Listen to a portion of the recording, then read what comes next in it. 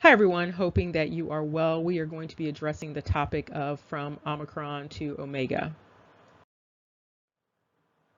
For this discussion, we are just looking at this one article. If you are interested in reading the article in its entirety, the information is provided. There are multiple articles, however, on this topic, and so you are not restricted to this one article. This is coming out of Reuters. This is from November the 11th, and it has a very provocative title. Israeli war game sees kids suffering vaccine-resistant SARS-CoV strain. And we are giving this consideration because there has been a push for these war games, and you also have a number of individuals insisting that the events associated with the war games are inevitable. And so this resistant strain is inevitable, and this idea of children suffering is being presented as inevitable. And so we are going to look at some of the details associated with this. If you want to look up a little bit more information about the specifics of the war game, you can do that.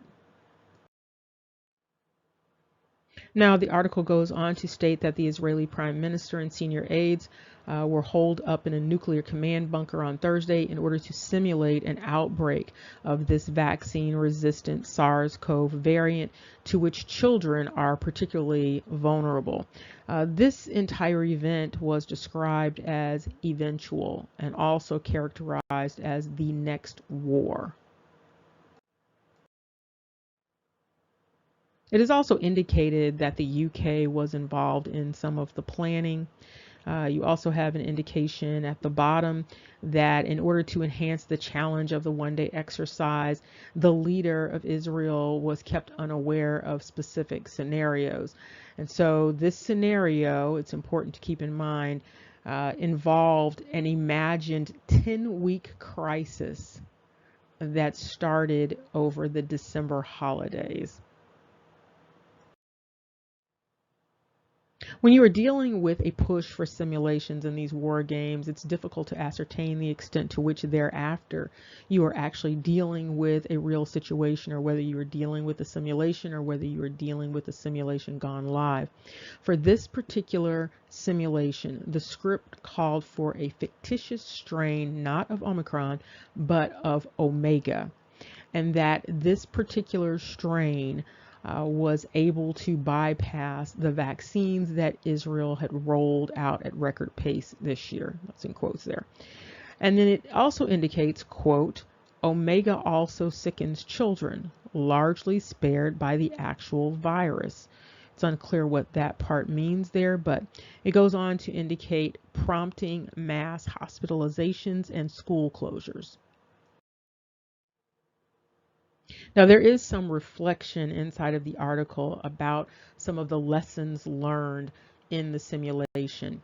And it's indicated, coming from Israel, that the main lesson from this simulation is move fast, move hard. Move fast, move hard. That is in quotation marks. It indicates, as part of the simulation, the leader indicated that he had ordered all of the Israeli children, including his own 4 children, confined to their homes while the government sealed off the borders and conferred with the Palestinian Authority, Gaza, and Jordan. Now, this is a very noteworthy response to this microbe. In this situation, they are in a bunker in response to the microbe. It indicates here that Israel built the bunker known as the National Management Center more than a decade ago because of concerns about Iran's nuclear program and missile exchanges with Lebanon and Gaza. The leader also went on to say that he and his aides could manage Israel indefinitely from this bunker in any major crisis. Now, as you could probably guess, we are going to deconstruct this Omega issue. And so Omega was inserted into this dynamic, and there is a lot that goes along with Omega. It's a very packed term and construct. And so it's very odd that this was used in this particular simulation, but here we have it. There were a number of other Greek letters that could have been used, but this is the one that's used, and so we are going to quickly unpack this one. And on the screen, what you see are the symbols for Omicron and Omega. And it's important to remember that Omicron is basically a little o and Omega is a big O. So think about Omicron and think about micron, small. Omega, mega, big. And so you're talking about little o and big O. And because this O represents this idea of the God principle or God, you are talking about little God and big God. Of course, it doesn't take a rocket scientist to pick up on all of the apocalyptic underpinnings in terms of the symbolism and the rhetoric in this particular simulation, but we are just going to pick out one part and address that. And so when you go to Strong's Concordance, there is, of course, a discussion about Omega because you have many references to Omega in the scripture. And Omega is indicated as the last letter of the Greek alphabet, and you can see the symbolism there for Omega. And here it is spelled out that this O, this long O, was formed by pronouncing two short O's, and that's the omicrons together.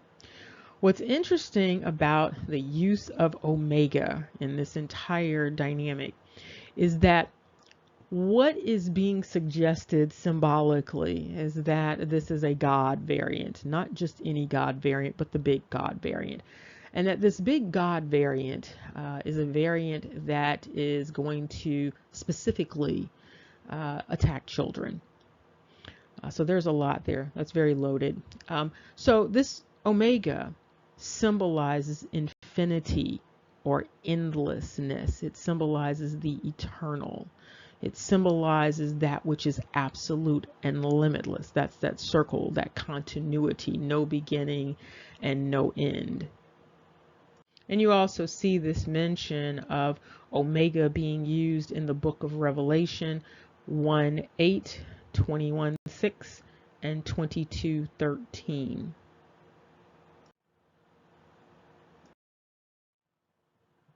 While this entire issue has been couched in terms of science, there is this significant undergirding of religion.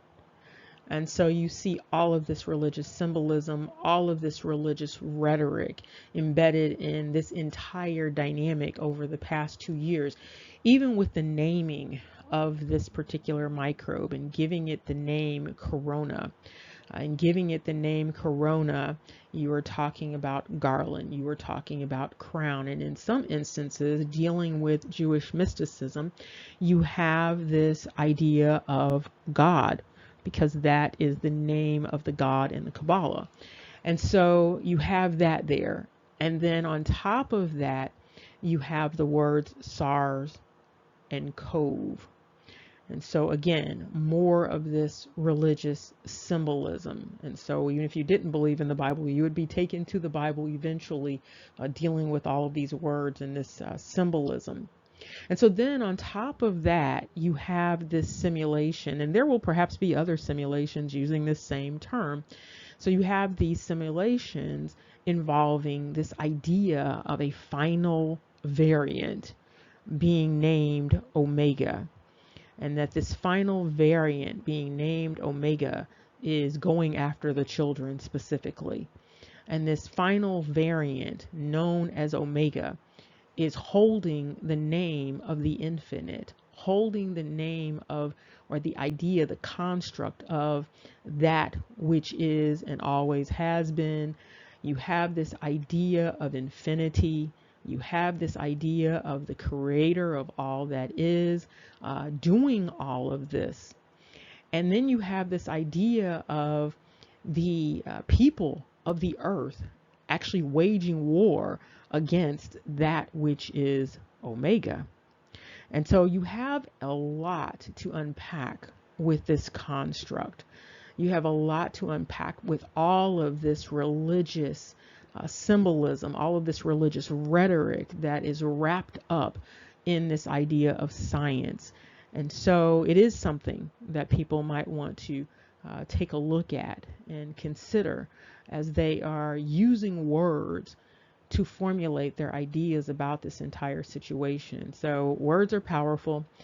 Be mindful of the words that you are using, particularly when you are talking about these types of words and these dynamics that are being presented, because again, there is quite a bit of symbolism going on here.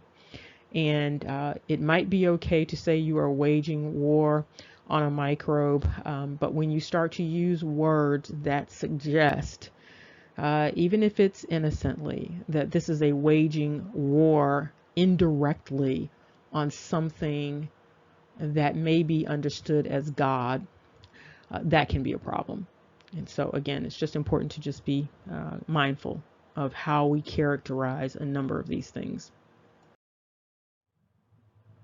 And here we just have the last commentary related to omega, and it indicates the last letter of the Greek alphabet, again, figuratively meaning the finality.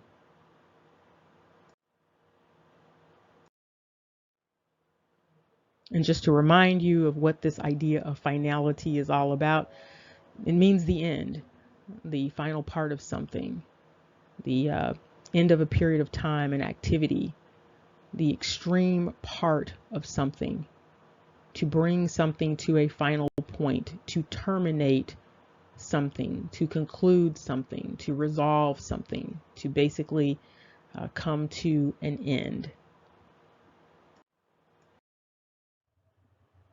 Wrapping this up, we have addressed the dynamic of from Omicron to Omega. We've unpacked the symbolism that is attached to not only the words, but also the symbols themselves. We've addressed the issue of this symbolism that is embedded in this entire simulation dynamic, and not only the simulation dynamic, but this entire situation that has been going on for the past it's been 2 years now.